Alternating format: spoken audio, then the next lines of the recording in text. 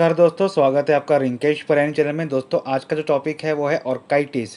ये टेस्टिस या testicle disorders का जो हमने सीरीज़ शुरू किया है, तीसरा सीरीज़, ये उसका पांचवा टॉपिक है। तो जैसे हमने देखा है कि हर सीरीज़ में हम लोग आगे के टॉपिक पे आने से पहले हम लोग एक बेसिक इंट्रोडक्शन जो है वो लेते हैं। तो इसके आगे के वीडियो शुरू करने से पहले एक सिंपल एक इंट्रो जो है हम लोग ले लेते हैं। Scrotum is a loose pouch-like sac of skin that hangs behind the penis. It holds the testicles as well as the many nerves and blood vessels. Scrotum protects your testes as well as providing a sort of climate control system. तो एक pouch like या sac like जो रहता है, एक थैली जैसी रहती है, वो पेनिस के पीछे रहती है, जिसमें दो टेस्टिकल्स रहते हैं, ब्लड वेजल्स, नर्व्स रहती हैं। साथ ही जो स्पर्म्स के डेवलपमेंट के लिए जो क्लाइमेट या टेम्परेचर लगता है, उसे ये मेंटेन करने का भी काम करता है। Testicles या testes are the oval organs about the size of very large olives that lie in the scrotum, secured at either end by the structure called spermatic cord. Men have two testes. The testes are responsible for making the testosterone, the primary male sex hormone, and producing the sperm. Within the testes are coiled masses of tubes called seminiferous tubules. These tubules are responsible for producing the sperm cells through a process called spermatogenesis. तो दो testis रहते हैं, पुरुषों में रहते हैं, अंडा आकार में जो रहते हैं, और ये स्पर्मेटिक कॉर्ड के थ्रू जो है वो जुड़े हुए रहते हैं। और इनका जो मेन फंक्शन रहता है, प्राइमरी फंक्शन, वो टेस्टोस्टेरॉन प्रोड्यूस करने का काम रहता है और स्पर्म डेवलपमेंट का रहता है। इसके अंदर से एक सेमिनिफेरस ट्यूब्यूल्स रहते हैं जो कॉइल्ड शेप में रहते हैं, कॉइल्ड की तरह जो है वो अवेलेबल रहते हैं। और ये इसके अंदर जो है स्पर्म डेवलपमेंट होते हैं, जिस प्रोसीजर को स्पर्मेटोजेनेसिस कहा जाता है। उसके बाद देख लेते हैं कि epididymis. Epididymis is a long coiled tube that rests on the backside of the each testicle. It carries and stores sperm cells that are created in the testes. It's also the job of the epididymis to bring the sperm to maturity. तो जो sperms testis के अंदर बनते हैं, वो जो आगे carry forward होते हैं, वो एपिडिडाइमिस की मदद से होते हैं। और ये ट्यूब जो है वो उससे जुड़ा हुआ ही रहता है टेस्टिस से। आगे हम लोग इमेज में उसे देख लेंगे। तो जो स्पर्म जो हैं वो टेस्टिस में जो डेवलप होते हैं, वो 100% मैच्योर नहीं होते हैं, जो कि इस प्रोसीजर से, मतलब एपिडिडाइमिस से जब वो कैरी फॉरवर्ड होते हैं तो वो 100% मैच्योरिटी पे आते हैं। तो अब आते हैं आज के टॉपिक पे, वो है ऑर्काइटिस। ऑर्काइटिस कॉज वन और both testicles to swell and become painful. Viral infection like mumps are the most common cause. Other causes include STDs like chlamydia and bacterial infection like UTIs, urinary tract infections. Orchitis symptoms typically improve over time and at home care. The condition rarely affects fertility, although the testicles may shrink. तो orchitis का मतलब ये होता है कि जो testis रहते हैं तो ये स्वेल हो जाते हैं और पेनफुल होते हैं। इसका मेन कारण क्या होता है? जो मम्स रहते हैं, जो मम्स वायरल रहता है, इन्फेक्शन रहता है, खासकर बच्चों में ज़्यादा देखने को मिलता है। अभी तो उसकी वैक्सीन भी अवेलेबल है, वैक्सीन उसके लगाते हैं। और दूसरा है कि एसटीडी, सेक्सुअली ट्रांसमिटेड डिसीज, उसमें भी क्लेमाइडिया जो जो होता है। उसके बाद यूरिनरी ट्रैक इन्फेक्शन की वजह से जो बैक्टीरियल इन्फेक्शन होता है, तो उसकी वजह से भी ऑर्काइटिस होने के चांसेस रहते हैं। डिटेल में हम लोग आगे देखेंगे कि ये कुछ जो है इन्फॉर्मेटिव और ये इंट्रोडक्टरी पार्ट है। तो जो सिम्टम्स हम लोग देखते हैं कि ये ज़्यादातर हाई लेवल पे नहीं होते हैं, ज़्यादा ये इमरजेंसी कंडीशन भी नहीं रहती है। जो सिम्टम्स हैं वो धीरे धीरे वो होम केयर के साथ वो या घर में बैठ के ही जो ट्रीटमेंट है ले सकते हैं, और ये क्यूअर जो है वो हो सकता है। तो जो कंडीशन है ये बहुत कम जो है वो आपकी फर्टिलिटी पे अफेक्ट करती है। लेकिन इसमें क्या होता है, जो टेस्टिकल्स हैं वो ठीक होने के बाद जो हल्की सी साइज़ में उनका फ़र्क आता है, काफ़ी रेयर रहता है वो। नीचे इमेज में आप देख सकते हैं कि एक साइड से मैंने यूरिनरी सिस्टम और जो मेल रिप्रोडक्टिव सिस्टम है उसके ऑर्गन्स जो हैं उसके जो नाम हैं आपको देखने को मिलेंगे। तो ब्लैडर है, यूरेटर है, प्रोस्टेट ग्लैंड है, यूरेथ्रा है, एपिडिडाइमिस है, वास डेफरेंस, टेस्टिस और स्क्रोटम वगैरह जो है आपको देखने को मिलेगा। कुछ टॉपिक्स में जो नाम है इसके याद रखिएगा, आगे वो समझने के हमें काम आएगा। और राइट साइड से आप देख सकते हैं कि जो हेल्दी टेस्टिस है और जो ऑर्काइटिस हुआ है तो किस तरीके से वो सूजन आ जाती है, स्वेलिंग आ जाती है, और वो थोड़ा सा रेडिश भी जो है वो हो जाता है क्योंकि स्वेलिंग की हो जाती है। तो अब एक और कंडीशन है एपिडिडाइमो ऑर्काइटिस। तो epididymo orchitis is having orchitis and a condition called epididymitis at the same time. Epididymitis inflames and swells the epididymis, causing testicle pains. The epididymis is a tube at the back of the testicle that carries and stores sperms. तो इसके पहले के topic में हमने देख लिया है कि एपिडिडाइमाइटिस क्या होता है, उसमें जाके आप देख सकते हैं। दोनों कंडीशन यानी कि एपिडायमाइटिस और ऑर्काइटिस जब दोनों एक साथ होती हैं तो उसे एपिडायमो ऑर्काइटिस कहा जाता है। अब आते हैं सिम्टम्स और कॉजेज़ के ऊपर। तो सबसे पहले कॉजेज़ देख लेते हैं। Orchitis develops because of viral और bacterial infection. Most cases of orchitis occur because of urinary tract infection और sexually transmitted disease that is STDs such as chlamydia, gonorrhea और syphilis. Having epididymitis can cause orchitis. तो पहले तो यहाँ पे जो अलग अलग कॉजेज़ हैं कि किस कारण की वजह से होता है वो बताया गया है। तो जो ऑर्काइटिस जो है वो वायरल और बैक्टीरियल इन्फेक्शन की वजह से होता है। उसके बाद यूटीआई, यूरिनरी ट्रैक इन्फेक्शन या फिर एसटीडी यानी कि सेक्सुअली ट्रांसमिटेड डिसीजेस की वजह से होता है। उसमें भी क्लेमाइडिया, गोनोरिया, सिफिलिस जो है। उसके बाद एपिडायमाइटिस अगर किसी में है तो उसमें ऑर्काइटिस होने के चांसेस रहते हैं, ये भी एक उसका कॉज है। Other viral infection that cause orchitis includes chicken pox that is varicella, cytomegalovirus that is CMV and foot and mouth disease, coxsackie virus और रूबेला।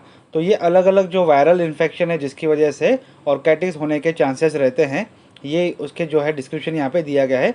इसके अलावा और कौन से जो बैक्टीरिया हैं, जो बैक्टीरियल इन्फेक्शन है जिसकी वजह से ऑर्काइटिस हो सकता है या चांसेस हैं, वो कौन से हैं वो देख लेते हैं। एक है ई कोलाई, स्टेफाइलोकोकस और स्ट्रेप्टोकोकस जो है इन्फेक्शन की वजह से, और प्रोस्टेट इन्फेक्शन यानी कि प्रोस्टाइटिस की वजह से, यूरिनरी ट्रैक इन्फेक्शन यानी कि यूटीआईस की वजह से भी ऑर्काइटिस होने के चांसेस रहते हैं। उसके बाद देखते हैं कि who is at the risk of the orchitis, मतलब किसे किसे ऑर्काइटिस हो सकता है। तो सिंपल है, जिस पर टेस्टिकल्स है, मतलब हर पुरुषों में जो टेस्टिकल्स रहता है तो किसी भी एज में जो है उन्हें हो सकता है। इसके अलावा जो अलग फैक्टर रहते हैं जो कि ऑर्काइटिस होने के कारण रहता है, वो कौन से हम लोग देख लेते हैं। तो एक है ऑटो इम्यून डिसीज़, दूसरा है bladder outlet obstruction such as benign prostate hyperplasia जो जिसे हम लोग बीएचपी कहते हैं, सॉरी बीपीएच कहते हैं, और यूरेथ्रल स्ट्रिक्चर। उसके बाद फॉलिक कैथेटर, जो कभी कभी इस कैथेटर इस्तेमाल किए जाते हैं, पेशेंट बेड पे रहते हैं उनके लिए जो कैथेटर दिया जाता है ताकि यूरिन जो है बाहर पास आउट हो जाए, उसकी वजह से जो इन्फेक्शन हो जाता है तो यह भी ऑर्काइटिस होने का एक कारण बन जाता है। उसके बाद मल्टीपल सेक्स पार्टनर या फिर अनप्रोटेक्टेड सेक्स की वजह से, जैसे हमने देखा कि जो एसटीडीज़ की वजह से भी ये ट्रांसफ़र होता है। सेफ सेक्स रहना ज़रूरी है और प्रोटेक्टेड सेक्स करना काफ़ी ज़रूरी है ऐसी कंडीशन में। और कभी भी हम लोग मल्टीपल सेक्स पार्टनर अगर करते हैं तो कॉन्डम यूज़ करना ज़रूरी रहता है। प्रीवियस एपिसोड ऑफ एपिडायमाइटिस की वजह से अगर एपिडायमाइटिस पहले किसी को हुआ है तो उसे ऑर्काइटिस होने का चांसेस रहता है। तो ऐसे पेशेंट्स में भी अगर देखना ज़रूरी है कि अगर किसी कोई हिस्ट्री है तो ऑर्काइटिस होने का जो एक वन ऑफ द जो कॉज है जो एपिडायमिटिस भी हो सकता है।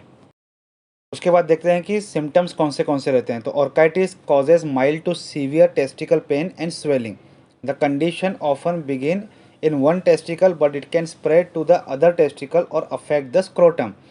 Other symptoms of orchitis include fatigue, fever and chill, headache, muscle pain, nausea, rapid heartbeat that is tachycardia.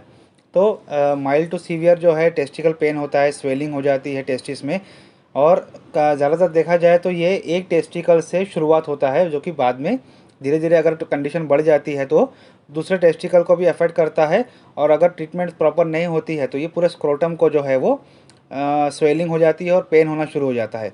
इसके अलावा और कौन से सिम्टम्स हैं। एक तो फटीग है, थकान ज़्यादा लगती है, बुखार या फिर कभी ठंड लगती है, सर दर्द होता है, मसल पेन होते हैं, और उल्टी जैसा लगता है, या फिर हार्ट बीट जो है वो बढ़ जाती है। डायग्नोसिस और टेस्ट क्या है। Your doctor will perform a physical exam to check for the swollen testicles and tenderness. You may also get this test, that is blood test, urinalysis and urine culture to check for the bacterial and viral infection including the STDs. Ultrasonography to measure blood flow in the testicles. These tests helps rule out testicular torsion and emergency situation that cuts off blood flow to the testicles. तो diagnosis में क्या होता है कि doctor जो है physical examination के द्वारा ही देखते हैं कि कितना स्वेलिंग है, कितना सूजन है, या फिर कितना जो है उसमें दर्द जो है पेशेंट को फील हो रहा है। उसके बाद अगर डॉक्टर अगर रिकमेंड करना चाहें तो कुछ आपको ब्लड टेस्ट रिकमेंड करेंगे, यूरिनालिसिस होगा, यूरिन का कल्चर जो है दिया जाएगा कुछ, ताकि बैक्टीरियल और वायरल इन्फेक्शन के बारे में जान सकें। साथ ही सेक्सुअली ट्रांसमिटेड डिसीजेस के ऊपर भी कुछ टेस्ट अगर वो चाहे तो आपको कह सकते हैं। अगर उसके बाद भी अगर ये नहीं होता है तो अल्ट्रासोनोग्राफी की जाती है ताकि ब्लड फ्लो देखा जाए कि टेस्टिकल्स में प्रॉपर हो रहा है या नहीं, क्योंकि टेस्टिकुलर टॉर्शन होने के काफ़ी चांसेस रहते हैं, जो कि एक इमरजेंसी सिचुएशन रहती है जिसमें कि तुरंत जो है ट्रीटमेंट देना ज़रूरी रहता है। इसके बारे में डिटेल जो हमने पहले के टॉपिक में लिया हुआ है टेस्टिकुलर टॉर्शन में, आप वो टॉपिक पे जाके इसके बारे में डिटेल समझ सकते हैं। अब आते हैं मैनेजमेंट, ट्रीटमेंट और प्रिवेंशन के ऊपर। तो मैनेजमेंट सबसे पहले देख लेते हैं। Orchitis symptoms typically start to ease within a couple of days without any treatment, but it can take weeks और month for the swelling to go away completely. If the bacterial infection or STDs causes orchitis, you will need treatment. This may involve 10 to 14 days of oral antibiotics. If the infection is an STD, then your partner will need STD treatment too. तो ऑर्केटिस में क्या होता है कि कभी अगर जो treatment जो इसका अगर ट्रीटमेंट नहीं भी लिया जाता है, क्योंकि ये मेडिकल इमरजेंसी जो कंडीशन नहीं है, तो ये कुछ समय में जो है वो ठीक हो जाता है। लेकिन कभी कभी जो उसकी जो सूजन है वो उसे नॉर्मलाइज होने में समय लगता है। लेकिन अगर ये बैक्टीरियल इन्फेक्शन है या एसटीडी की वजह से कुछ हुआ है, तो इसके लिए एंटीबायोटिक्स जो है वो डॉक्टर आपको लिख के देते हैं, जो कि एक पूरे 15 से 20 दिन का जो रहता है वो कोर्स वो लेना पड़ सकता है। अगर ये स्पेशली एसटीडी की वजह से, मतलब सेक्सुअली ट्रांसमिटेड डिसीजेज़ की वजह से अगर ये इन्फेक्शन हुआ है, तो आपके पार्टनर को भी इसकी ट्रीटमेंट जो है लेनी पड़ सकती है। उसके बाद देखते हैं कि treatment. While you are recovering, avoid having sex और lifting heavy object, this steps can aid recovery. तो अगर ट्रीटमेंट आपकी कोई चल रही है तो उस दौरान सेक्स अवॉइड कीजिए, किसी तरीके का हैवी वर्क या हैवी लोड जो है अपनी बॉडी पे ना आने दें, या फिर हैवी एक्सर्शन जो है वो ना लें। तो ये ट्रीटमेंट जो है अच्छे तरीके से उसका रिजल्ट आपको मिल सकता है। Alternate applying an ice pack wrap in a towel and a heating pad to a scrotal area. Rest as much as possible. Take non-steroidal anti-inflammatory drug, that is NSAIDs, to relieve swelling and pain. Wear undergarments that supports and immobilize the scrotal area. तो जो ice packs रहता है, जैसे हमने पहले के topic में भी देखा है कि आइस पैक्स या हीटिंग पैड अगर इस्तेमाल करते हैं स्किन के किसी भी पोर्शन पे, तो एक कपड़े के इसमें लपेट के जो है वो प्रॉपर तरीके से उसे सेक करना चाहिए, ताकि स्किन को जो है किसी तरीके का इन्फेक्शन ना हो या कोई इंजरी ना हो सके। उसके बाद जितना हो सके आप इसमें आराम लीजिए, रेस्ट कीजिए। एनएसएड्स जो ड्रग्स रहते हैं, नॉन स्टेरॉइडल ड्रग्स रहते हैं, जो पेन किलर जिसे कहा जाता है, ये ट्रीटमेंट जो है आपको दी जाती है। और कुछ ऐसे अंडरगारमेंट्स आते हैं जो स्पेशलाइज रहते हैं कि जो आपके जेनेटल पार्ट को सपोर्ट करने के लिए रहता है, स्पेशली मेल्स के लिए। तो इस तरीके के जो गारमेंट्स हैं वो हो सकता है डॉक्टर आपको रिकमेंड करे, या फिर जो कुछ थेरेपिस्ट रहते हैं, जो कंसल्टेंट्स रहते हैं, वो आपको रिकमेंड करते हैं, जिससे आपके स्क्रोटल एरिया को एक अच्छा रिलीव मिल सकता है। उसके बाद आते हैं prevention. You can lower your chances of developing orchitis by getting the mumps vaccine and wearing condoms when having the sex, seeking treatment for BPH, that is benign prostate hyperplasia, और urethral stricture can help prevention orchitis. तो जब भी अगर ये condition होती है तो doctor के रिकमेंडेशन के हिसाब से, अगर उन्हें लगता है कि मम्स की वजह से हुआ, तो मम्स वैक्सीनेशन जो है वो लेना चाहिए, अगर किसी ने नहीं लिया है तो। वैसे तो मम्स वैक्सीनेशन आजकल दी जाती है, और सेक्स के टाइम पे जो है वो आप कॉन्डम या किसी तरह की सेफ्टी जो है वो आप ज़रूर लीजिए। और ट्रीटमेंट जो है वो बिनाइन प्रोस्टेट हाइपरप्लेजिया के लिए या फिर यूरेथ्रल स्ट्रिक्चर के लिए भी जो है ली जाती है, जिसकी वजह से जो इसकी जो चांसेस हैं ऑर्काइटिस होने की जो कंडीशंस हैं वो कम हो सकती है। तो ये कुछ प्रिवेंशंस है जो आप ले सकते हैं ताकि आपको ऑर्काइटिस ना हो। दोस्तों आज का वीडियो यहीं तक था। वीडियो अच्छा लगे तो लाइक शेयर सब्सक्राइब कमेंट ज़रूर कीजिएगा। Thank you.